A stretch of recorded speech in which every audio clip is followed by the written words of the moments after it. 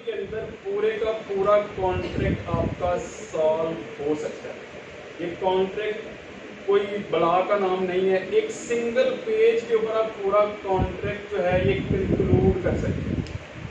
ठीक है, सादा सा फार्मूला है, आप एक चार्ट बना लें अपने टेबल अपनी बुक्स के ऊपर, उस चार्ट के अंदर ही सारा आपका कॉन्ट्रैक्ट है।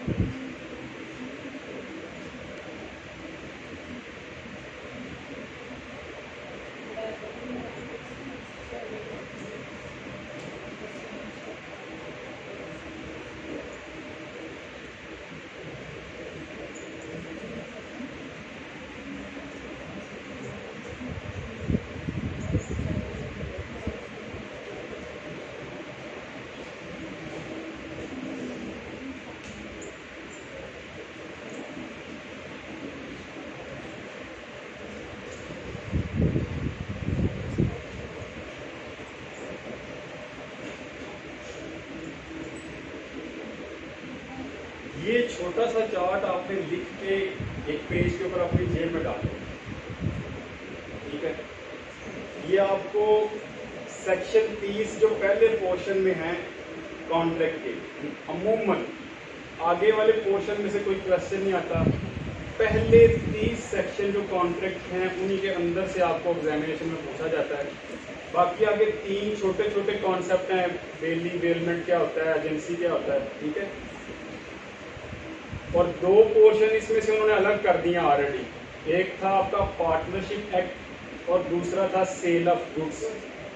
पहले एक ये 266 सेक्शन थे कॉन्ट्रैक्ट एक्ट के, जिसमें से उन्होंने 2 पोर्शन अलग कर दिए हैं। अब सिर्फ मेजर टाइप्स ऑफ कॉन्ट्रैक्ट रह गया और आगे 3-4 कॉन्ट्रैक्ट ऐसे हैं जो रिलेशनशिप की हद तक हैं, जहाँ पे मास्टर एजेंट है और साथ बेली बेलमेंट है और गारंटी और इंडेमनिटी की हद तक। कॉन्ट्रैक्ट आपका हाफ वैसे ही सेपरेट कर दिया गया। अब पहले 30 सेक्शन जो हैं इनको आप अंडरस्टैंड कर लें तो आपका पूरे का पूरा कॉन्ट्रैक्ट जो है वो सॉल्व हो जाता है। हम देखते हैं कि जी ऑफर और एक्सेप्टेंस की डेफिनेशन हर बंदे को पता है। ठीक है, एक बंदा ऑफर करता है, दूसरा उसको एक्सेप्ट कर लेता है, तो ये क्या बन जाता है, प्रॉमिस। ठीक है, ऑफर और एक्सेप्टेंस, जिसको हम प्रपोजल की डेफिनेशन हम देख लेंगे। सिर्फ एक बंदा अगर सिग्निफाई करता है किसी दूसरे बंदे को कुछ करने के लिए या कुछ ना करने के लिए, और दूसरा बंदा उसके ऊपर अपनी असेंट दे दे, तो वो प्रपोजल जो है वो क्या हो जाता है, एक्सेप्ट हो जाता है, एक्सेप्ट हो जाता है।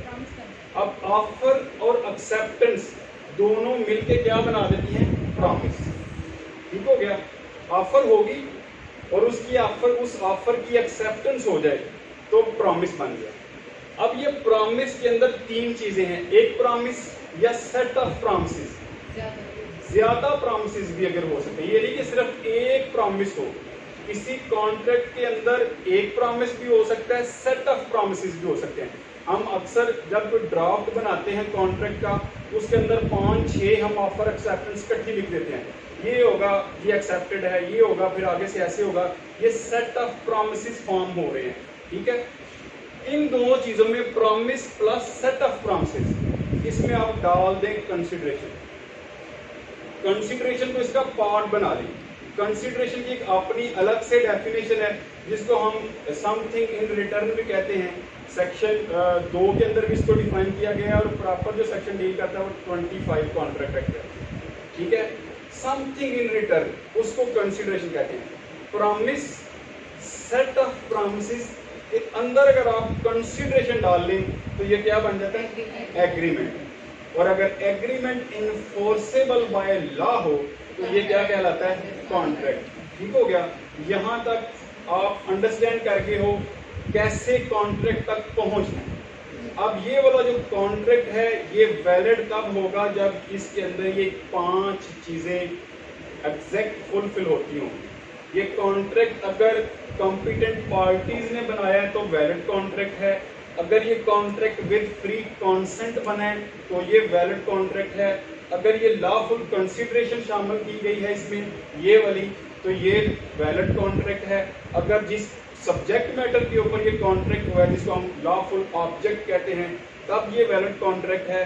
और अगर लॉ ने कोई ऐसी वॉइडेंस या ऐसी बार नहीं लगाई कि इस तरह के कॉन्ट्रैक्ट जो हैं वो वैलिड कॉन्ट्रैक्ट नहीं है, तो उस वाले कॉन्ट्रैक्ट को आप कह सकते हो कि ये वैलिड है। इन तमाम 5 इंग्रेडिएंट में से अगर किसी एक चीज ने भी हिट किया तो ये कॉन्ट्रैक्ट जो है वैलिड नहीं होगा। एक और फार्मूला आपको बता दूं कि ये जो कॉम्पिटेंट पार्टीज है अगर ये अफेक्ट कर रही है तो वाइड होगा, कॉन्ट्रैक्ट वाइड। अगर पार्टीज कॉम्पिटेंट नहीं है, contract is void. Free consent दोनों मिक्स है, वाइडेबल है और वाइड भी है। ठीक है, अनड्यू इन्फ्लुएंस है, कोरिजन है या मिस रिप्रेजेंटेशन है। ठीक है, तो फिर वाइडेबल है। ऑप्शन ऑफ पार्टी है, अगर कंटिन्यू करना चाहती है, कहती है खैर कोई बात नहीं, मुझे अंडर थ्रेट ये इंटर किया गया था, अब मैं एग्री हूं, चलाएं कॉन्ट्रैक्ट को, तो ये एट दी ऐसी चीज जो at the option of party हो, एक करना चाह रही दूसरी डिनाई करेगी तो वाइडेबल हो गई। ठीक है, अगर फ्री कॉन्सेंट ने काज किया है तो ये वाइडेबल होगा। अगर आपको पता है कॉन्ट्रैक्ट बना है और ये फ्री कॉन्सेंट नहीं थी, ये वाले कॉन्ट्रैक्ट वाइडेबल है। आप पार्टी पे जोर डाले कि खैर है जब बनाया था उस वक्त तो करियन आया था, इसमें आपकी फ्री कॉन्सेंट नहीं थी, अब कोई ऐसा सूरत हाल नहीं, आप इसको फुलफिल करें, तो अगर वो एग्री हो जाए तो फिर वो कन्वर्ट हो जाता है वैलिड में। इसलिए मैंने उसको लिखा कि अगर एक contract caused by free consent है कि फ्री कॉन्सेंट इसमें नहीं, तो उसको आप कह सकते हो कि ये वाइडेबल कॉन्ट्रैक्ट। और आगे डायरेक्टली वाइड, लॉफुल कंसिडरेशन नहीं किसी कॉन्ट्रैक्ट में, कॉन्ट्रैक्ट वाइड होगा। ऑब्जेक्ट लॉफुल नहीं, वाइड होगा,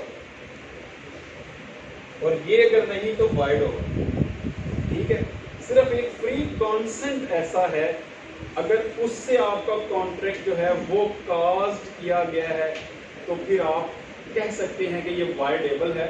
आप ड्यूरिंग पेंडेंसी ऑफ सूट अगली पार्टी को कन्विंस करें, बेशक उसने डिफेंस में ये ऑब्जेक्शन रेज किया गया हो कि जनाब जब ये कॉन्ट्रैक्ट बना था तब मेरी कॉन्सेंट नहीं थी, फ्री है, उसके बाद अगर वो अपनी असेंट दे दे तो चूंकि ये वाइडेबल है, अगर उसने असेंट दे दी कि ठीक है उस वक्त मुझसे अंडर इन्फ्लुएंस ये सारा सिग्नेचर करवाया गया था, लेकिन राइट नो मैं इसको फुलफिल करना चाहता हूँ, अपनी असेंट वो कन्वर्ट कर रहा है, इसलिए इसको रखा वाइडेबल गया है कि किसी स्टेज पे इसको अगर आप कन्वर्ट करना चाहें वैलिड में तो ये ऑप्शन ऑफ पार्टी पे हो सकता है वैलिड। ठीक है, ये वाली चीजें आपने लिख के तो अपनी जेब में डाल, इसको वक्तन वक्तन कभी कभी पढ़ लिया करें ताकि आपको ये पैटर्न याद रहेगा, आगे मामला रह जाएगा डेफिनेशंस की हद तक। ठीक है, अब इसी के अंदर आप भी आगे आपने इसको मजीद एक्सप्लोर करना है, ठीक है। वाइड हो गया। कंपिटेंस को पकड़े, इसके 3 इंग्रेडिएंट है। कंपिटेंट पार्टी को एक्सप्लेन करने के लिए 3 इंग्रेडिएंट है। मेजर होना चाहिए, साउंड माइंड होना चाहिए, नॉट डिस्क्वालीफाइड बाय लॉ होना चाहिए, नहीं डिस्क्वालीफाइड बाय लॉ नहीं होना चाहिए।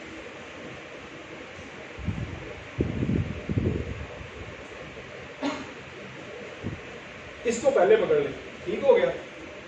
ऐसे ही चार्ट बनाते जाना है आपको पूछते हैं सडनली खड़े खड़े हु इज नॉट कॉम्पिटेंट, तो आप कहें the person who is not a major, not sound mind, और अगर डिस्क्वालीफाइड बाय लॉ है, कॉम्पिटेंट नहीं। आपको कॉम्पिटेंस या पार्टी एक्सप्लेन करना पड़ती है, सिर्फ 3 इंग्रेडिएंट एक्सप्लेन करते हैं, ठीक है। सिंपल है, मेजॉरिटी एक्ट है, जो बंदा 18 साल का मेजर है, अगर 18 साल का नहीं है मेजर नहीं है। जब आप मेजर को एक्सप्लेन करने जाएंगे, मेजॉरिटी एक्ट है 1984 का, उसको आप यहाँ पे ये हेडिंग बन गई ना आपकी। कॉम्पिटेंसी ऑफ पार्टी एक्सप्लेन करने जा रहे हैं, 3 इंग्रेडिएंट है इसके, वो लिख दिए मैंने ऊपर। मेजर, जो बंदा मेजर होगा सिर्फ वही कॉम्पिटेंट पार्टी की डेफिनेशन में आएगा। माइनर कॉन्ट्रैक्ट नहीं बना सकता, ठीक है। साउंड माइंड, इसके 2 इंग्रेडिएंट, इसके आगे 2 इंग्रेडिएंट है साउंड माइंड के। साउंड माइंड का जो पहला इंग्रेडिएंट है वो है, अगर उसको कोई क्वेश्चन पुट किया जाए तो वो उसका रैशनल आंसर देता हो। अंडरस्टैंड करना किसी चीज को, पहली बात तो इसको क्वेश्चन किया है, अंडरस्टैंड कर रहा है वो, ठीक है, और उसका रैशनल आंसर कर रहा है, that person is sound mind. अब साउंड माइंड के 2 इंग्रेडिएंट, हम आगे वाले तो बिल्कुल नहीं देख रहे, अभी सिर्फ आपको मैं कोई डिटेल नहीं बता रहा, पैटर्न बता रहा हूं जो आपकी फिंगर टिप्स पे रहेगा पूरे कॉन्ट्रैक्ट। कॉम्पिटेंसी पार्टी 3 इंग्रेडिएंट, ये सिंपल है। 18 साल का होगा तो मेजर होगा। आपको कोई कहता है who is sound mind, sound mind कौन होता है, आप कहें 2 इंग्रेडिएंट आपने जहन में इसके आगे लिख ले, वो क्या है इसका एग्जैक्टली, अंडरस्टैंड करता हो क्वेश्चन को।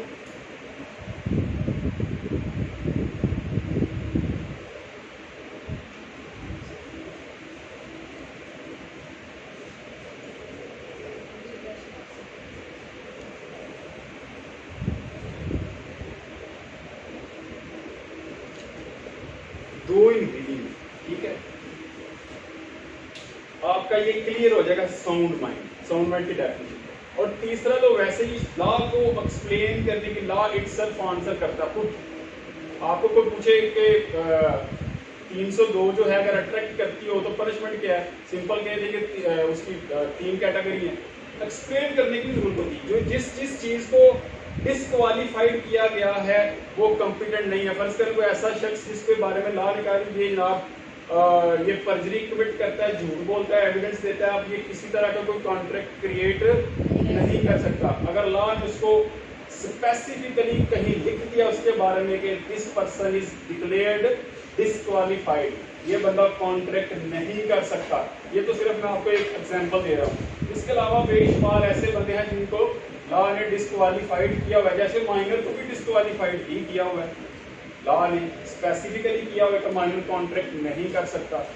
ये 3 इंग्रेडिएंट कॉम्पिटेंसी ऑफ पार्टी के, उसको फर्दर आपने इसको ऐसे एक्सप्लेन कर लिए, चार्ट बनाते जाए, ठीक है। जब आप इसके नीचे लिखेंगे तो इसमें से एरो निकालना है आपने, और 3 एरो निकाल के ये पहला मेजर लिख ले, साउंड माइंड लिख ले, डिस्क्वालीफाइड, मेजर के नीचे लिख लें मेजॉरिटी एक्ट 18 ईयर्स, ठीक हो गया।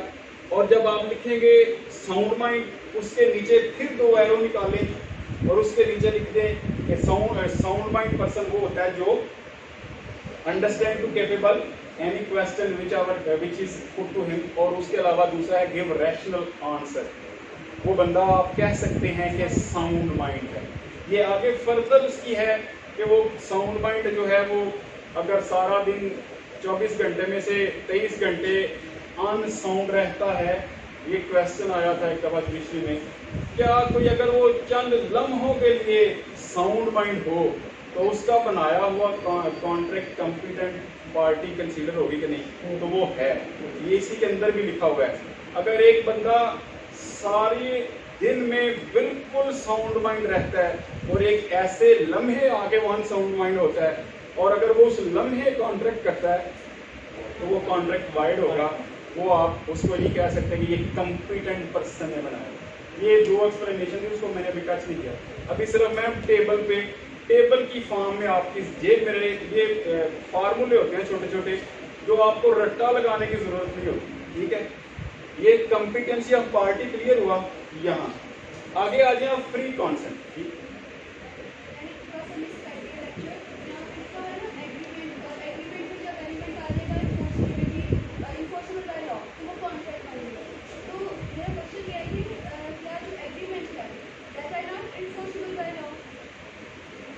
मैंने लिखा है एग्रीमेंट अगर इन्फोर्सेबल बाय लॉ होगा तो कॉन्ट्रैक्ट होगा। जैसे क्वेश्चन ये है कि हर एग्रीमेंट इन्फोर्सेबल बाय लॉ नहीं होता। एक बड़ी मशहूर उसकी वर्डिंग है, all contracts are agreement but all agreements are not contract. मैं ये कह रहा हूँ प्रॉमिस से, सेट ऑफ प्रॉमिस से कंसिडरेशन शामिल करके एग्रीमेंट बन गया। अगर ये एग्रीमेंट बन गया और वो एग्रीमेंट इनफोर्सेबल बाय लॉ है तो हम उसको कह सकते हैं कि ये इट इज अ कॉन्ट्रैक्ट।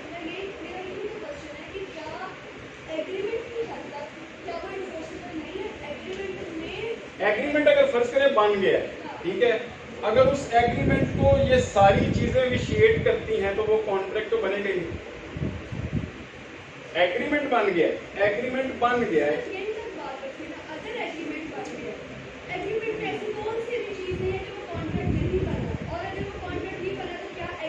आप देख लें, अगर प्रॉमिस है, किसी बंदे ने ऑफर किया, अगर उसने ऑफर की है ऐसी जो अनलॉफुल, ऑब्जेक्ट ऐसा है जिस जो ऑफर ही ऐसी है, तो वो एग्रीमेंट इन्फोर्सेबल हो ही नहीं सकता, बेशक अगला मान ले। एग्रीमेंट है, वो एग्रीमेंट तो है। दो बंदों ने एग्रीमेंट कर लिया, एक बंदा कहता है जनाब मैं आपको इतनी फीम बेचना चाहता हूँ, ठीक है, लेकिन वो अनलॉफुल है, ऑब्जेक्ट ही अनलॉफुल है। वो कहता है ठीक है जी मैं लेना चाहता हूँ, कितने पैसे जी इतने पैसे। ये सारे इंग्रेडिएंट एग्रीमेंट के तो पूरे हो रहे हैं, लेकिन इन्फोर्सेबल बाय लॉ नहीं है। इसलिए वो एग्रीमेंट रहेगा तो एग्रीमेंट उसको किसी कोर्ट में जाके इन्फोर्स नहीं करवाया जा सकता।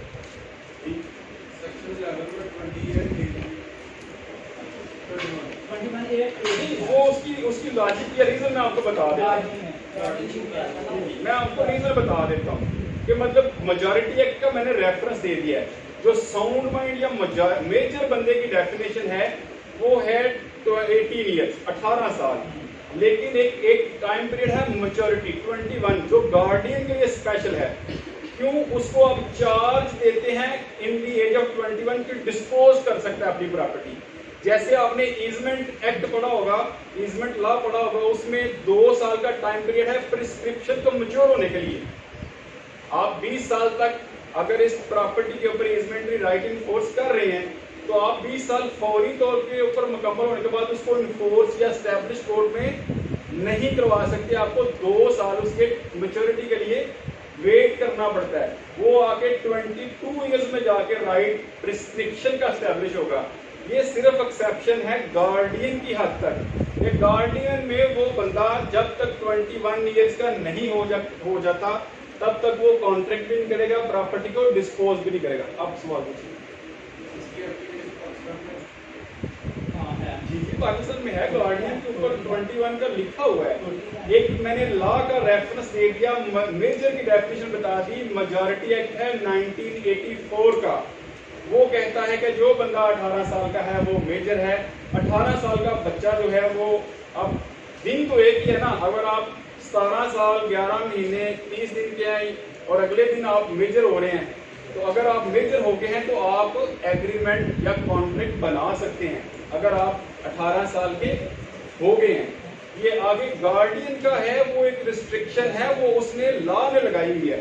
जब हम डेफिनेशन, क्योंकि हम देख नहीं रहे, तो हर डेफिनेशन पे लिखा हुआ है until contrary appear to the context। जितना लॉ स्टार्ट करते हैं उसके अंदर एक कंडीशन लगाई जाती है कि अगर किसी लॉ में कोई रिस्ट्रिक्शन इम्पोज की गई है तो आपने उस रिस्ट्रिक्शन को फॉलो करना है। अगर गार्डियन में ये कहा गया है कि 18 साल का बच्चा जो है वो उसको आगे डिस्पोज नहीं करेगा, तो उसको 21 ईयर के लिए वहाँ पे यार्ड स्टिक दे दी गई थी। जब तक वो 21 ईयर का होता है तब तक उसको मैनेजमेंट के लिए अप्लाई करे तो वो सारा डिस्पोज करने का अपने पास लेके आ सकता है, गार्डियनशिप उसकी टर्मिनेट कर दी जाएगी। इसी तरह मैंने आपको मिसाल दे दी, ईजमेंट का राइट जो है वो प्रिस्क्रिप्शन का स्टैब्लिश हो जाता है। अगर आप एक प्राइवेट लैंड को 20 साल मुसलसल इस्तेमाल कर रहे हैं विदाउट एनी इंटरप्शन, किसी ने आपको नहीं रोका और वो आपका इजमेंटरी राइट है, तो आप 20 साल मुकम्मल होने के साथ फौरन जाके उसको एस्टेब्लिश नहीं कर सकते जब तक कि 2 साल उसके मेच्योरिटी के ना गुजरते हैं। इसी तरह क्रिमिनल साइड से एग्जांपल ले लें कि आप चेक के रिलेटेड भी आपको एक टाइम पीरियड स्पेसिफाइड किया गया है, उसकी टाइम पीरियड की मेजोरिटी जो है वो 6 मंथ है। 6 मंथ के अंदर अंदर जाके आप उसके ऊपर मीमो लगवा दें तो आपका वैलिड होगा केस भी और दूसरी साइड पे भी। ये स्पेसिफिकली कुछ रिस्ट्रिक्शन लॉ ने इम्पोज की होती हैं, उसकी हद तक एक्सेप्शन प्रिवेल करेगी। ठीक है, और कोई कंक्लूजन है मेरे साथ अभी डिस्कस करें सर? जी पूछे कोई इशू नहीं है, ये जनरल से है।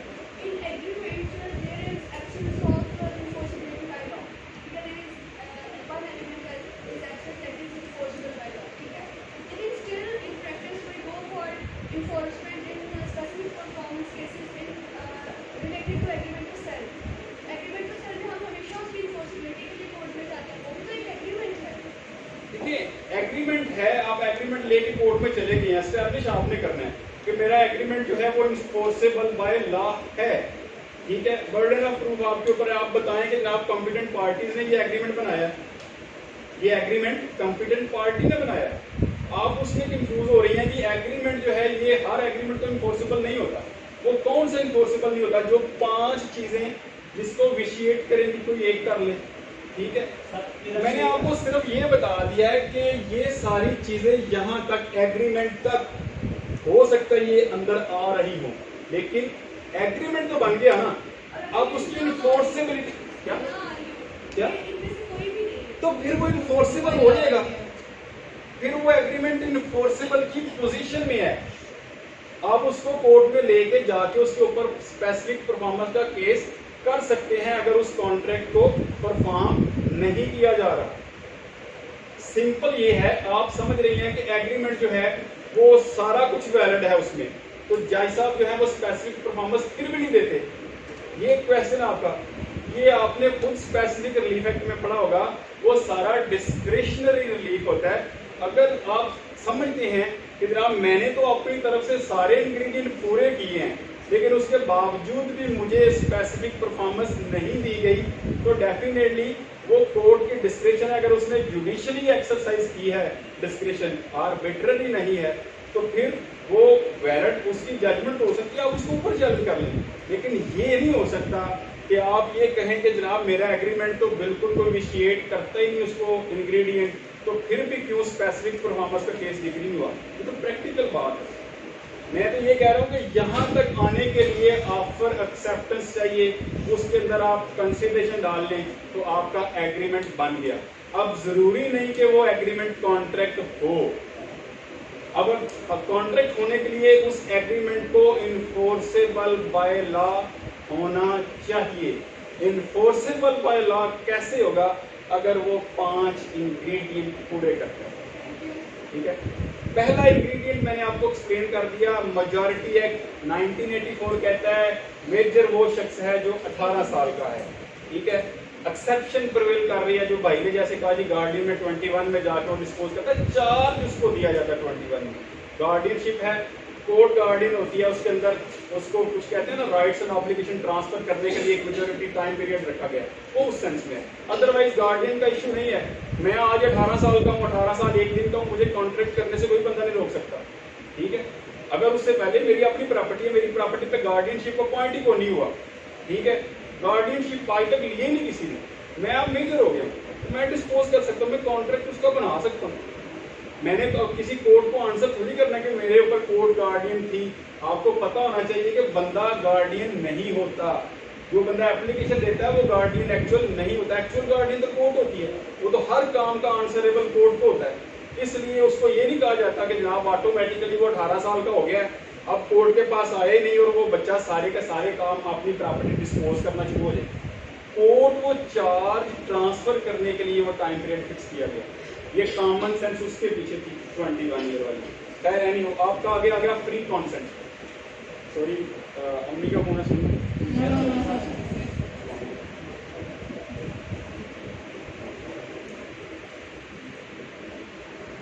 आगे आपका आ गया फ्री कॉन्सेंट। इसके 5 विशिएटिंग फैक्टर हैं, ठीक है।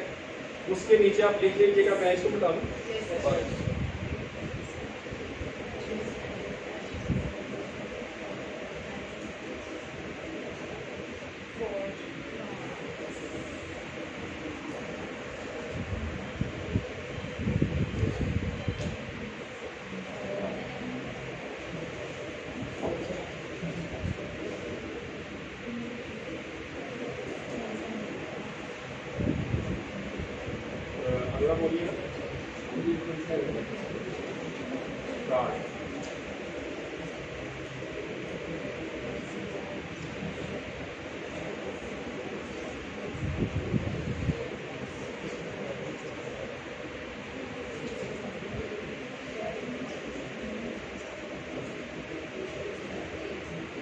कोई भी कॉन्सेंट है वो फ्री होती है अगर ये 5 विशिएटिंग फैक्टर उसमें ना हो। A consent is said to be free if not caused by Korean undue influence, fraud, misrepresentation या mistake। ये उसी इस हेडिंग के नीचे आपने ये फिर उसी तरह 5 एरो निकालें और ये लिख लें। अब जितने भी कोरियन अनड्यू इन्फ्लुएंस, फ्रॉड और मिसरिप्रेजेंटेशन है, इनकी एक सेपरेट से डेफिनेशन है, इनको अलग से डिफाइन किया गया, ठीक है। इसको डिटेल में हम बाद में देखेंगे, क्योंकि अभी फ्री कॉन्सेंट सिर्फ आपको मैं बता रहा हूँ। फ्री कॉन्सेंट तब होगी जब उसमें एलिमेंट ऑफ कोरियन ना हो, अनड्यू इन्फ्लुएंस ना हो, फ्रॉड ना हो, मिसरिप्रेजेंटेशन ना हो या मिस्टेक ना हो। इसी तरह ये जो लॉफुल कंसीडरेशन है, ये लॉफुल होनी चाहिए, अनलॉफुल नहीं होनी चाहिए। सिंपल सी बात है। इसकी डेफिनेशन जो है सेक्शन 2 और H है इसकी सब क्लास, आगे 25 में इसको एक्सप्लेन किया गया है। अमूमन हम जब डेफिनेशन कंसीडरेशन की पढ़ते हैं तो वो अमूमन समझ नहीं आती, लेकिन इन रिटर्न ऑफ समथिंग है।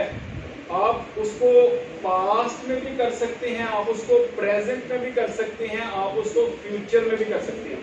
अगर आप किसी कॉन्ट्रैक्ट में एंटर होते हैं और आपने कंसीडरेशन ऑलरेडी पे कर दी हुई है, इन रिटर्न सब कुछ ऑलरेडी दे दिया हुआ है, तो वो पास्ट कंसीडरेशन हो गई। अगर आप अभी at the time of entry उसके अंदर आप ऐड कर रहे हैं कंसीडरेशन, तो वो प्रेजेंट हो गई। और अगर आप फ्यूचर डेट पे कोई कंसीडरेशन पे करना चाहते हैं तो वो शर्त ये है कि आपकी वो बदल जो है वो लॉफुल होना चाहिए। कोई भी आप unlawful consideration forming part of promise नहीं बना सकते, ठीक है।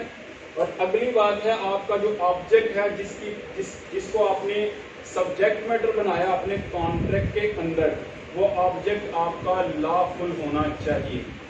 ऐसा नहीं हो सकता कि आप ऐसी चीज का कोई कॉन्ट्रैक्ट कर लें जिसका ऑब्जेक्ट जो है वो लॉफुल नहीं है। आपने अक्सर देखा होगा कि लोग अगर ऐसे जैसे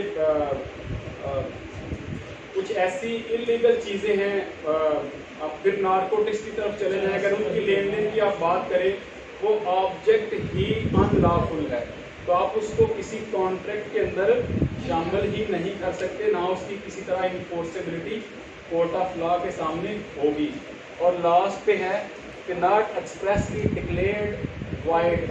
ये आपके सेक्शन 26, 27, 28, 29, 30 के करीब रखे हैं कि जिन्होंने लॉ में बता दिया गया है कि इस तरह के कॉन्ट्रैक्ट जो हैं वो वॉइड हैं। एक्सप्रेसली उनको बता दिया गया है कि आप किसी को शादी अपनी मर्जी से करने से नहीं रोक सकते, ऐसा कोई मुआहदा नहीं हो सकता। आप किसी को बिजनेस ट्रेड करने के लिए नहीं रोक सकते। ये बेसिकली सारे आप इनको ट्रेड कॉन्स्टिट्यूशनल राइट है, आप उस किसी तरह हर्डल क्रिएट नहीं कर सकते, आप लीगल प्रोसीडिंग इनिशिएट करने से किसी को नहीं रोक सकते, ये एक्सप्रेसली वाइड है। ठीक है, इस तरह 28, 20, 30 तक आप वो जाके देखेंगे, जब डिटेल से हम उसको बाद में देखेंगे, अभी सिर्फ आपको मैं चार्ट समझा रहा हूँ। ठीक है, तो लॉ ने कुछ ऐसी वाइड एग्रीमेंट डिक्लेयर कर दी हैं कि अगर इस तरह के आप एग्रीमेंट करोगे, आप जुए की बेस पे कोई एग्रीमेंट कर लेते हो तो वो भी वाइड है, लॉ उसकी परमिशन नहीं देता। ये हेडिंग्स आप एक पूरा पेज के ऊपर आप चार्ट बना के इनको अंडरस्टैंड कर सकते हो। अब जैसे पहला हमने कर लिया फ्री कॉन्सेंट वाला, वो जो कॉम्पिटेंसी ऑफ पार्टीज वाला है। अब अगर दूसरा पकड़ते हैं आप फ्री कॉन्सेंट, इसका सबसे पहले कोरियन जो है, अगर आप उसको अलग से निकाल लें तो कोरियन के भी आगे 4 इंग्रेडिएंट बनते हैं। ठीक है, 4 से 5 हैं, आपको वो चीज़ें एक्सप्लेन करनी पड़ेगी, तो फिर आपका कोरियन जो है वो क्लियर हो जाएगा। ठीक है, इसी तरह अनड्यू इन्फ्लुएंस भी है। अगर हम स्टार्ट कर लें, पहला ही कोरियन जो है, इसकी वर्डिंग जो है ये देख लें, ये सेक्शन 15 है 15। कोरियन क्या होता है?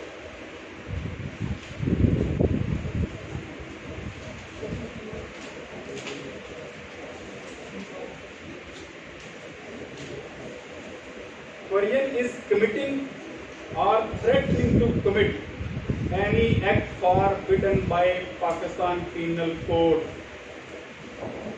आप किसी को ऐसा कोई भी काम या कोई ऐसा थ्रेट दें जो पाकिस्तान पीनल कोड में वो ऑफेंस है। ठीक है, सपोज आप उसको क्रिमिनल इंटिमिडेशन में कहते हैं कि जनाब मैं तुम्हें जान से मार दूंगा, कत्ल कर दूंगा, इस कॉन्ट्रैक्ट के अंदर साइन करो या ये टर्म एंड कंडीशन को एग्री करो, तो आपने क्या किया, उसके ऊपर कोरियन किया। ठीक है, आपने ऐसा काम किया, ऐसी कमिट किया है कुछ ऐसा काम जो फॉरबिडन बाय पीपीसी है। पाकिस्तान पीनल कोड का वर्ड उसने स्पेसिफिकली यूज किया है।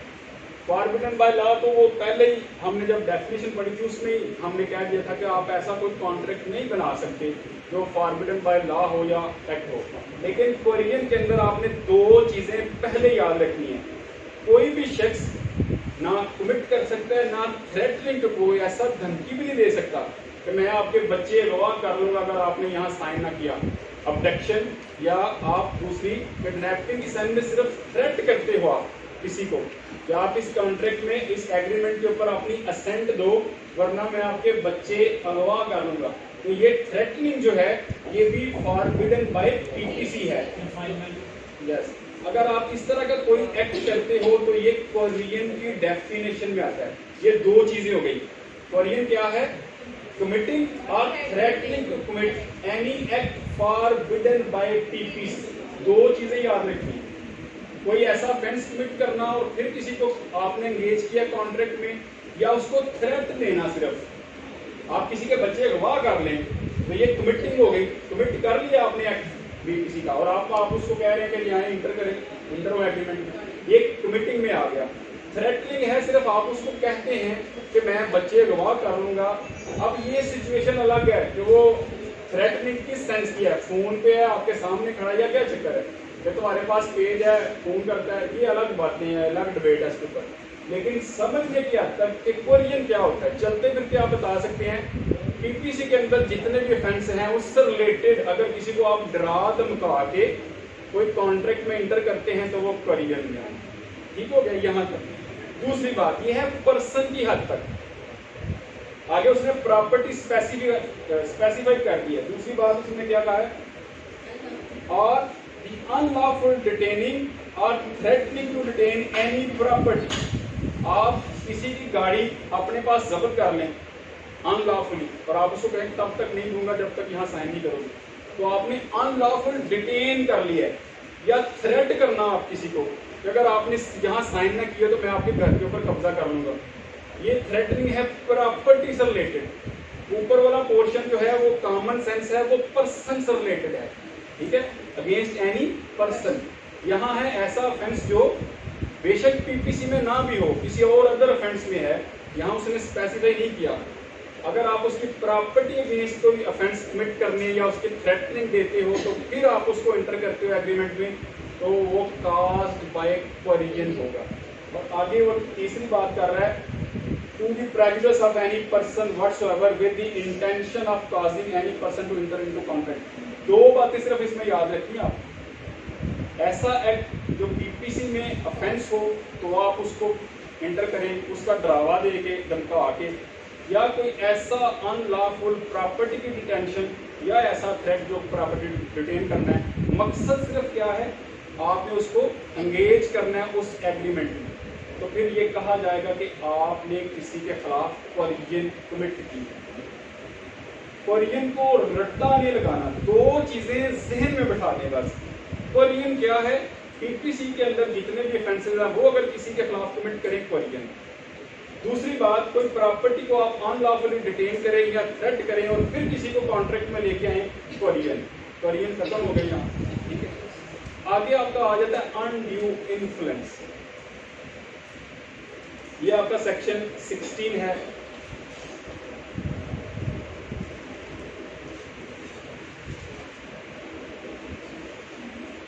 अनड्यू इन्फ्लुएंस के इंग्रेडिएंट निकाल लीजिएगा। जैसे हमने कोरिजन के पहले 2 इंग्रेडिएंट निकाले हैं, बल्कि 4 वो बनते हैं। एक कमिट है, एक थ्रेट टू कमिट है, फिर एक है डिटेन, थ्रेट टू डिटेन। ये 4 चीजें पर्सन और प्रॉपर्टी की हद तक, ठीक है। ये 4 उसमें याद रखिएगा।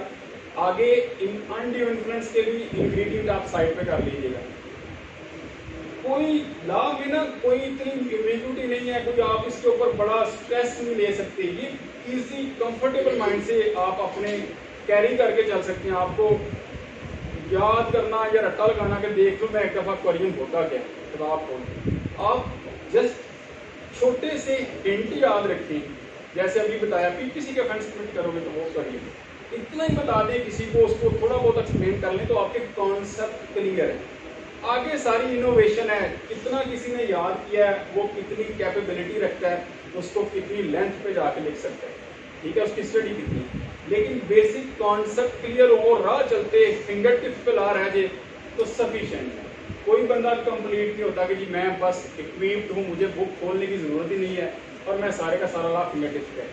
आपने हिंट रखने हैं। जैसे मैं अभी आपको पूछ लूँ, आपको राह चलते पूछ ले कि ये प्रिजम्पशन क्या है, उस दिन मैंने आपको बता दिया, कुछ ना बताया, आप सिंपल के एक लफ्ज में बात खत्म कर दे ना, अब ये कि रूल ऑफ एविडेंस है, तो अगला बंदा समझ सकता है कि इसको थोड़ा बहुत पता है। तो इसके ऊपर बाकायदा रट्टा लगा के उसको पल्ले बांधने की तो जरूरत नहीं है। अगर आप बांधना चाहे तो बड़ी अच्छी बात है, लेकिन आपको बेसिक थीम आना चाहिए कि ये कोरिजन क्या है, अनड्यू इन्फ्लुएंस क्या है। आगे अनड्यू इन्फ्लुएंस सुन लें। Undue influence induce by relation subsisting between parties. अब अनड्यू इन्फ्लुएंस आप उस बंदे के अगेंस्ट नहीं कर सकते जहां आपका उसके साथ कोई रिलेशनशिप नहीं है। ये रिलेशनशिप जो है, ये अमूमन वो वाला रिलेशनशिप है जो आप फ्यूडिशरी बेस पे क्रिएट करते हैं, ठीक है। बाप का बेटे पे, बड़े भाई का छोटे भाई पे, मियाँ का बीवी पे, मालक का मुलाजम पे, जहाँ पे एक बंदा सुपीरियर पोजीशन में है और दूसरा इंफीरियर पोजीशन में है, एक बंदे का होल्ड है किसी रिलेशनशिप की बुनियाद पे। गली मोहल्ले का कोई बंदा है, उसके साथ मेरा कोई तल्लक वास्ता नहीं, मैं उसको कहूँ कि ये काम करो, तो ये अनड्यू इन्फ्लुएंस हो नहीं सकता, ठीक है। क्यों? रिलेशनशिप ही एग्जिस्ट नहीं करता। जहाँ रिलेशनशिप एग्जिस्ट करता हो, किसी बंदे ने अपनी पोजीशन का इस्तेमाल किया हो और उस बंदे को उस पोजीशन के इस्तेमाल करने के बाद कॉन्ट्रैक्ट में लेके आया है, तो कहा जाता है कि ऐसा कॉन्ट्रैक्ट जो है ये काज्ड बाय अनड्यू इन्फ्लुएंस है। ये थोड़ा मैं एक्सप्लेन डिटेल से पढ़ दूं। Relation subsisting between the parties, one party in position to dominate the will of other. बड़ा भाई छोटे भाई पे अमूमन उसकी पोजीशन डोमिनेट वाली होती है, वो उसकी विल पे करता है। बाप जो है वो बेटे के ऊपर अपनी विल इम्पोज करता है। हालात क्रिएट करनी होती है, अगला इनकार भी कर सकता है, लेकिन आपने एस्टैब्लिश सिर्फ ये करना होता है काज करने के लिए कि जब ये मुझे एंटर किया गया इस एग्रीमेंट के अंदर, उस वक्त अनड्यू इन्फ्लुएंस था। कोर्ट आपको पूछती है आप रिलेशनशिप एस्टैब्लिश कर दें। अगर रिलेशनशिप एस्टैब्लिश हो जाए, ये बाप मेरे ने मुझसे साइन करवाए, तो कोर्ट फिर ये प्रिजम्पशन भी लेके चलती है कि डेफिनेटली आपने अपनी विल सरेंडर की होगी। ठीक है, ये अलग बात है कि आप क्वेश्चन पूछ लें, जी बाप कह रहा है अपनी पोजीशन यूज कर रहा है तो बेटा ना आए, कर सकते हैं इनकार, फिर तो वो आया ही नहीं ना कॉन्ट्रैक्ट। अगर उसने फर्ज करें साइन कर दिए हैं तो उसके पास ये ग्राउंड हो गई। आप बतौर वकील देखते हैं कॉन्ट्रैक्ट, वो आपके पास आके कहते हैं कॉन्ट्रैक्ट कर दिया है, बड़े भाई ने ये सारी प्रॉपर्टी मुझसे लिखवा ली है, तो आपके पास क्या डिफेंस बचेगा कि आप उसको इसी के अंदर फाल करेंगे ना कि भाई बड़े भाई ने मुझसे ये फ्री कॉन्सेंट के साथ एग्रीमेंट नहीं करवाया। अब आप पर बोनस लेने जा रहे हैं किस चीज़ का, अनड्यू इन्फ्लुएंस बोनस लेने जा रहे हैं। ठीक है, ये आपको मेरा पिछली किसी में बता दिया गया बर्डन क्या होता है और ओनस क्या होता है। बर्डन शिफ्ट नहीं होता, ओनस शिफ्ट होता है। ठीक है, इसलिए आपके इश्यूज में लिखा होता है ओनस टू प्रूव। ठीक है, आप ये किसी स्टेज पे भी शिफ्ट कर सकते हैं। पोजीशन यूज करनी है, रिलेशनशिप सबसिस्टिंग कर रहे हैं और आप अगले की विल के ऊपर डोमिनेट हो रहे हैं। Use position for unfair advantage, लिखवाना तो आपको इंग्रेडिएंट तोड़ के, पहला आप लिखें अनड्यू इन्फ्लुएंस का, नीचे एरो बनाएं, उसके लिखें आप इंड्यूस्ड बाय, ऊपर लिखें अनड्यू इन्फ्लुएंस, उसके नीचे इसी तरह एरो निकालें, लिखें इंड्यूस्ड बाय। उस इंड्यूस्ड बाय लिखने के बाद फिर एरो निकालें। ये आपको जब इंग्रेडिएंट टूटे हुए हो ना किसी भी टॉपिक के, तो आपको अंडरस्टैंड करने इजी होते हैं। ऊपर लिखा गया अनड्यू इन्फ्लुएंस, नीचे आप एरो निकाल के लिखें इंड्यूस्ड बाय, उसके नीचे फिर एरो निकालें और लिखें रिलेशन सबसिस्टिंग बिटवीन पार्टीज। ये जो एक से निकाल रहे हैं इसलिए मैंने नीचे को आए, एरो का यूज भी देखे ना, नीचे को आना है। अब किसी से बाहर चीजें निकाल रहे हैं तो नीचे को आए। ठीक है, और अगर आप उसको समझते हैं कि ये अलग है ये अलग है तो फिर आप उसको क्रॉस में जाते हैं। तीसरा है वन पार्टी इन पोजीशन, तीसरा इंग्रेडिएंट है one party is in position. ये आपने एक्सप्लेन करना है पोजीशन कैसी है, मास्टर सर्वेंट है, सुपीरियर है, इसलिए मैं अलग अलग कर रहा हूं कि आपको इसको भी एक्सप्लेन करना है। वन पार्टी पोजीशन, पोजीशन क्या है, सुपीरियर है। ठीक है, जुडिशियल रिलेशनशिप है, उससे बड़ा है, उसकी बिल के ऊपर डोमिनेट करने के लिए उसको कैपेबल बनाएं, इसलिए वो कहा पोजीशन उसकी क्या है। अगर एक पोजीशन ही ऐसी है तो वो खुद बेचारा उसका मुलाजम है, तो वो उस पोजीशन में नहीं है कि वो अपने मालिक को इंड्यूस कर सके। तो आप कहें जनाब रिलेशनशिप तो है, रिलेशनशिप की हद तक साबित कर सकते हैं कि रिलेशनशिप सब्सिस्ट करता है, लेकिन पोजीशन को एस्टैब्लिश नहीं कर पाते। आपकी पोजीशन ही आप सर्वेंट में है, बेशक रिलेशनशिप है लेकिन आपकी पोजीशन ऐसी नहीं है, तो इसलिए पोजीशन का इंग्रेडिएंट अलग से एक्सप्लेन करना है। पोजीशन ऐसी होनी चाहिए कि आपकी सुपीरियर अथॉरिटी हो, तब आप किसी भी विल के ऊपर डोमिनेट करेंगे। और तीसरा चौथा है डोमिनेट विल ऑफ अदर, ये वो अदर है जो इंफीरियर है।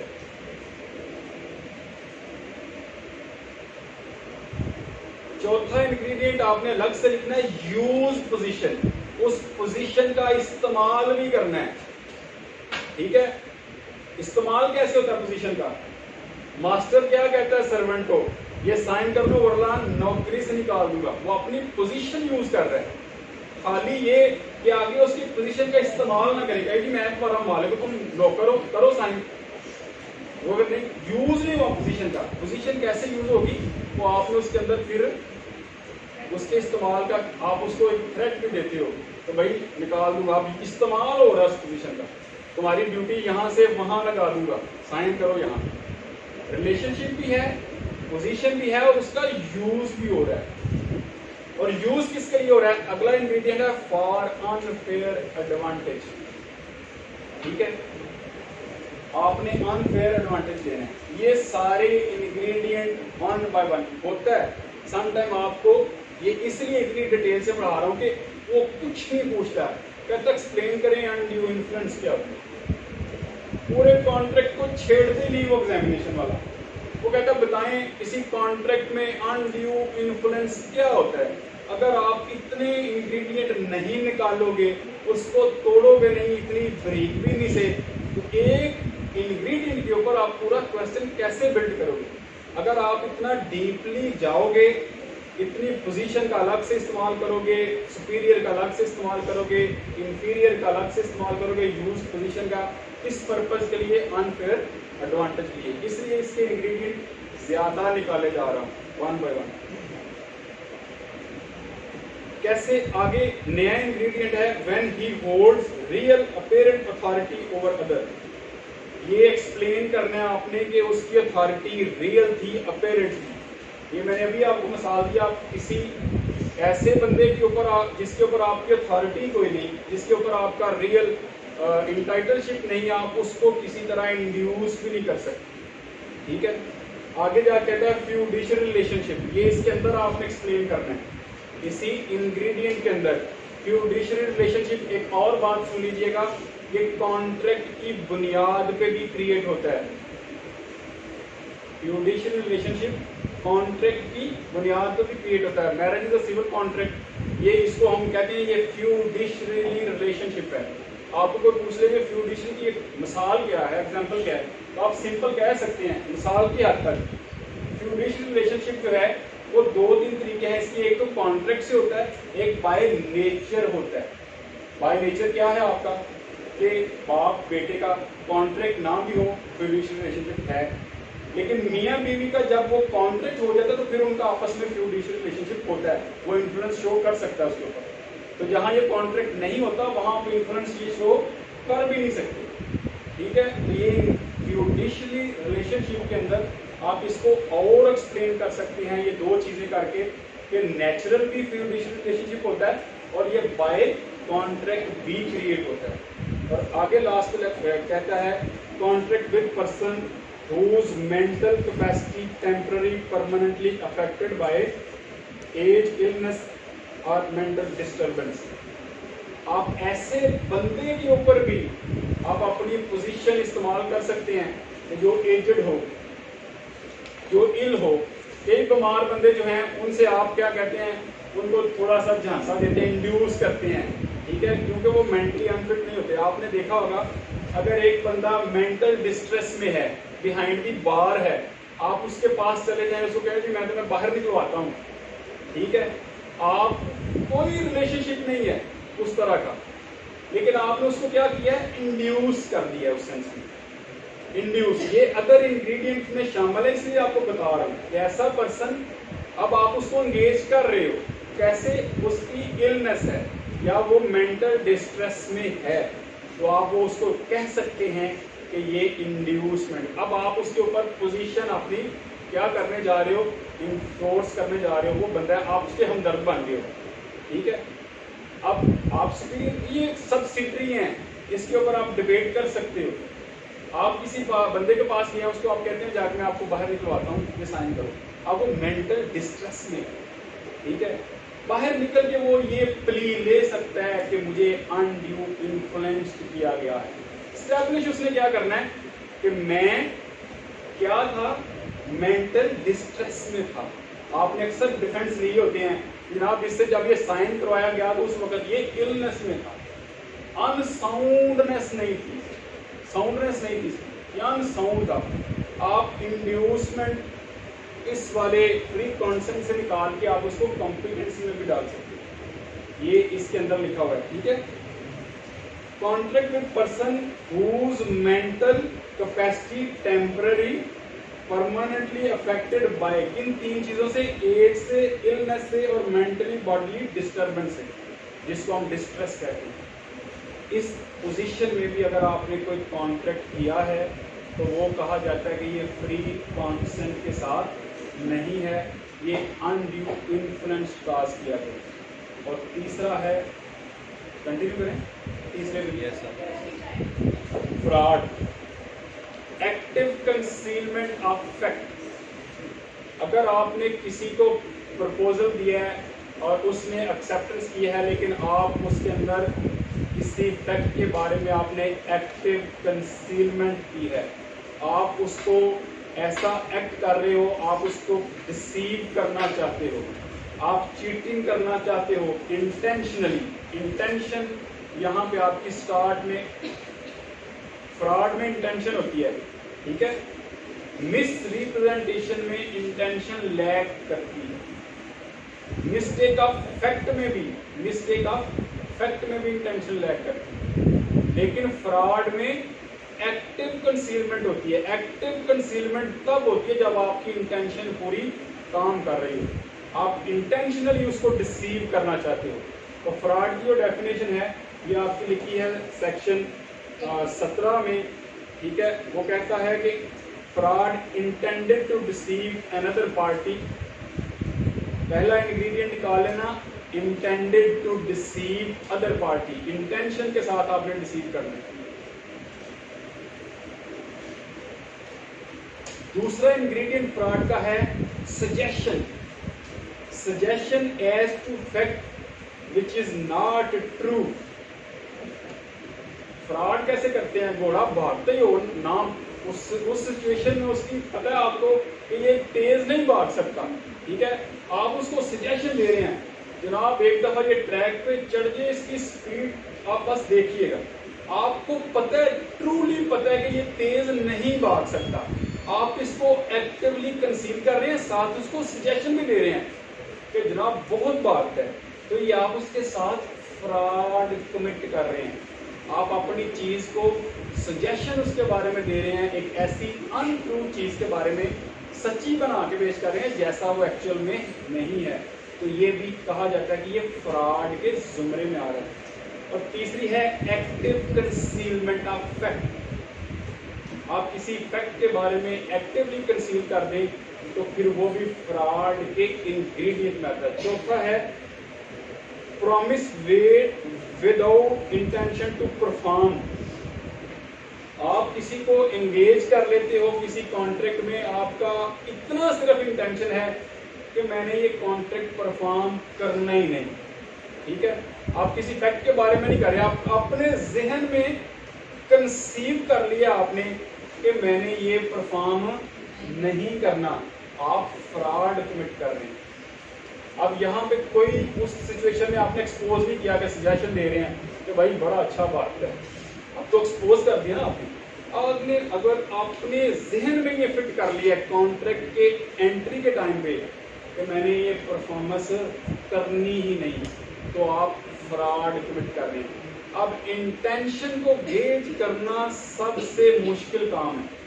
किसी की इंटेंशन को गेज करना आप कैसे एस्टेब्लिश करेंगे कि जनाब इसने एक्टिव कंसीलमेंट की है, अपनी इंटेंशन में ये इसने बना दिया कि मैंने परफॉर्मेंस करनी नहीं है।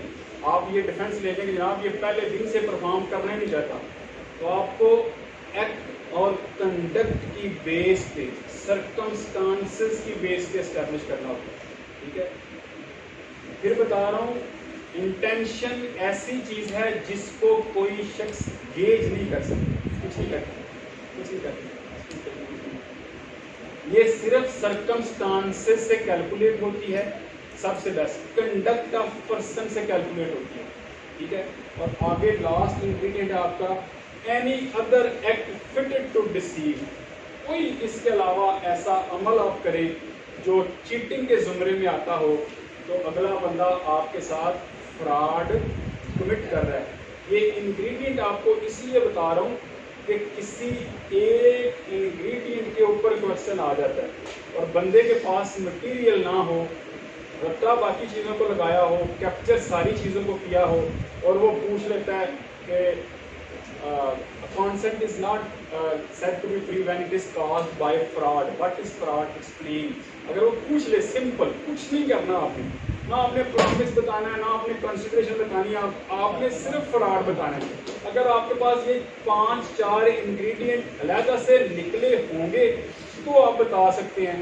पहला आपके पास आ गया इंटेंडेड टू डिसीव, एक सजेशन ऑफ अनट्रू फैक्ट। आप सजेशन दे रहे हैं सच्चा बना के उसको, लेकिन असल में हकीकत ऐसी नहीं है। एक्टिव कंसीलमेंट, ठीक है। फिर आपने इंटेंशनली अपने माइंड में फिट कर लिया कि मैंने परफॉर्मेंस नहीं करनी, ठीक है। Promise made without intention to perform, और लास्ट में मैंने कहा any other act fitted to deceive. तो ये कहा जाता है कि अगले बंदे ने आपके साथ फ्रॉड किया। ये जो स्पेसिफिक परफॉर्मेंस के केसेस होते हैं, अगर आपकी ग्रिप ये फ्री कॉन्सेंट के विशिएटिंग फैक्टर पे अच्छी हो तो आप अपना अच्छा डिफेंस दे सकते हैं। ठीक है, जब आप किसी स्पेसिफिक परफॉर्मेंस के ऊपर डिफेंस देना चाहें तो कोशिश करें कि आप फ्री कॉन्सेंट में से कोई डिफेंस उठाएं। ठीक है, इसको तो आप प्रूव कर सकते हैं। अगर आपको ये डिफेंस मिल जाए तो बहुत अच्छी बात है कि जनाब ऐसा एग्रीमेंट किया गया था जो वाइड ही था, तो फिर तो ठीक है। लेकिन ऐसे जहां सारा कुछ फुलफिल है लेकिन आपको कोई प्रॉपर वैसे डिफेंस नहीं मिला, आप समझते हैं कॉम्पिटेंसी भी है, एग्रीमेंट भी जनाब किया हुआ है, लॉफुल ऑब्जेक्ट है, कंसिडरेशन भी शामिल है, वाइड भी नहीं है, तो फिर सिर्फ आपके पास फ्री कॉन्सेप्ट बचती है। उसमें से 5 चीज़ें हैं, उनमें से किसी एक को आप डिफेंस में पकड़ लें और उसकी ग्राउंड दे दें अपने डिफेंस पे। ठीक है, जजेस आपको पता है मतलब बहुत ज़्यादा उनके पास केसेस लगे होते हैं। हमारे पास 2-3 एक दिन में केस हों तो मेंटली फेडअप हो जाते हैं, और अगर केस या 2 दावे लिखवाने पड़ते तो हम दूसरे काम ही नहीं करते, और उधर जजमेंट लिखवानी पड़ती है उनको। पूरे केस को पढ़ने के बाद फाइल हो सकता है इतनी ज़्यादा मोटी हो। वो आगे भी मैंने बता दिया कि आपको सिर्फ अटैक की ग्राउंड्स निकालनी पड़ती हैं और डिफेंस की ग्राउंड्स निकालनी पड़ती हैं। आप भी जब अपना दावा या जवाब दावा लिखते हो तो आपने फोकस सिर्फ ये करना होता है मेरा ग्राउंड ऑफ अटैक क्या होगा, मैंने अटैक क्या लेना। तो अगर आपका अटैक कोरियन है तो फिर आपने डिफेंस भी उसके इंग्रेडिएंट के मुताबिक लिखना। आपको प्रूव करना आसान हो जाता है कि जनाब ये कॉज बाय कोरियन है, ये वाइडेबल कॉन्ट्रैक्ट था, इसलिए इसको मैं परफॉर्म नहीं कर सकता। तो फोकस किस पे करना, इन इंग्रेडिएंट पे। आगे आपका आ गया मिस रिप्रेजेंटेशन। अभी आए थे इंग्लिश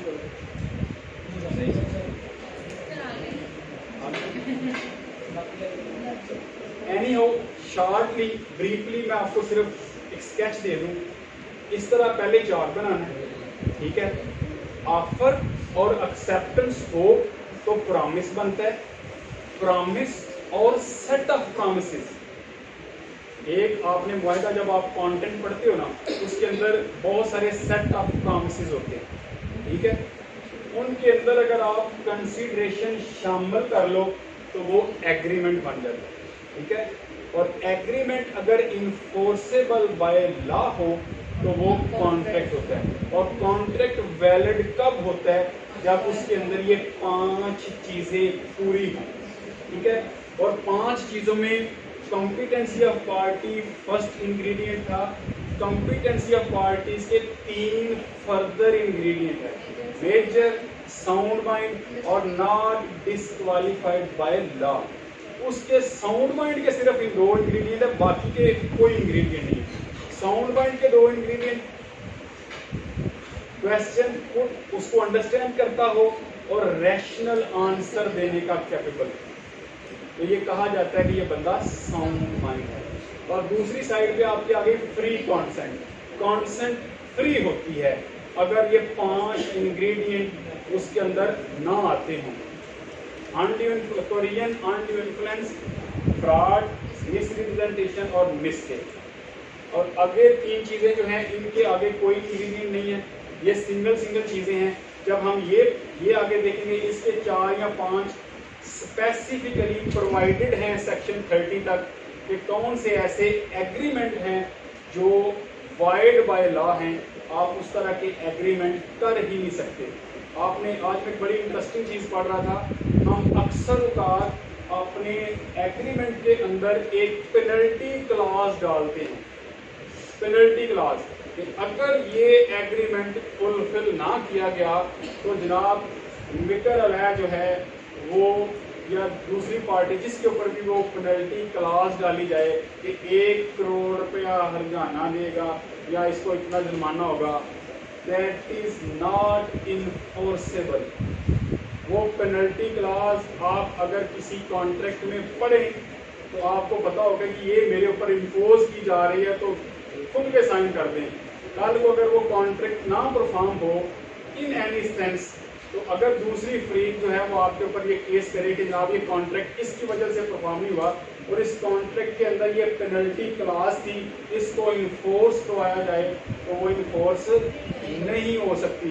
अक्सर हम किसी को बाइंड करने के लिए उसको पेनल्टी क्लास डालते हैं, लेकिन सुप्रीम कोर्ट की जजमेंट है इसके ऊपर 2016 SCMR 296, वो कहता है penalty class set of promises था लेकिन इसमें कंसिडरेशन नहीं है। सेट ऑफ प्रॉमिसेस था, ये सेट ऑफ प्रॉमिसेस आपको समझा दूं वैसे सर, एक सेकंड। आप लिखते हैं ना कि ये मैं मकान का मालिक हूँ और ये मकान इतने का इसको बेच रहा हूँ, ऐसे ये सेट प्रॉमिस लिख रहे हैं ना, ये सेट लिख रहे हैं आप, ठीक है। और इसकी जनाब इतने हैं, कोई और दीगर वारसान इसके ऊपर, ये सारे प्रॉमिस आप कर रहे हैं। मेरा कोई वारस जो है इसके ऊपर कल को क्लेम नहीं करेगा, ये भी एक प्रॉमिस है। इसके ऊपर अगला बंदा सेंट दे देता है, ठीक है। तो आपने कॉन्ट्रैक्ट के अंदर देखा होगा कि एक सेट ऑफ प्रॉमिसेस होता है, उसमें एक प्रॉमिस ये भी है पेनल्टी क्लास। एक बंदा कहता है अगर आपने कॉन्ट्रैक्ट परफॉर्म ना किया तो आप 1 करोड़ रुपया जाना देंगे, आप साइन करते हैं, एग्री कर रहे हैं, ये सेट ऑफ प्रॉमिसेस के ऊपर एग्री कर रहे हैं। इसके ऊपर मैंने आपको जजमेंट बता दी कि ये अगर कल को आप इन्फोर्समेंट की तरफ जाएंगे तो ये पेनल्टी क्लास इन्फोर्स नहीं हो सकती, ठीक है। बड़ी डिटेल जजमेंट है, वो पढ़िएगा। 2016 SCMR 296, ठीक है, पेनल्टी क्लास के ऊपर है। अक्सर देखते हैं हम हर कॉन्ट्रैक्ट के अंदर ये पेनल्टी डाली होती है कि जनाब अगर ये परफॉर्म न किया जाए, जैसे हम अमूमन फैमिली केसेस में देखते थे कि जनाब ये आज ही का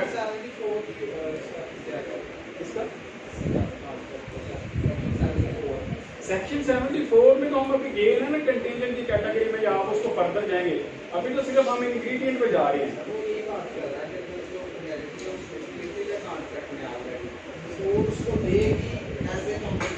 नहीं, आप देखिए, आप डैमेजेस सूट फाइल कर सकते हैं सेपरेट, ये ज़हन में रखिएगा। आप उस पेनल्टी को इन्फोर्स नहीं करवा सकते। मैं बता रहा हूँ आपको, फर्ज कर लें, ये बात ज़हन में रखिएगा, आपने कॉन्ट्रैक्ट लिखा, आपने फर्ज करें पेनल्टी नहीं भी डाली, ठीक है। अब कॉन्ट्रैक्ट जो है वो है सेल ऑफ गुड्स का कॉन्ट्रैक्ट। एक बात और याद रखिएगा, एक है कॉन्ट्रैक्ट एक्ट, एक कॉन्ट्रैक्ट है जनरल कॉन्ट्रैक्ट एक्ट। अब इस कॉन्ट्रैक्ट एक्ट के अंदर आपको बता दूं, इमूवेबल का कॉन्ट्रैक्ट जो है वो सारे का सारा TPA है। अब TPA में या तो इन्फोर्समेंट होती है या नहीं होती, वहां डैमेजेस का कोई कॉन्सेप्ट नहीं है इमूवेबल प्रॉपर्टी में, ठीक है। सेल ऑफ गुड्स में परफॉर्मेंस का कॉन्सेप्ट कम है, डैमेजेस का ज्यादा है, ठीक है। लेकिन इन दोनों कानूनों को डील कौन करता है? Contract act.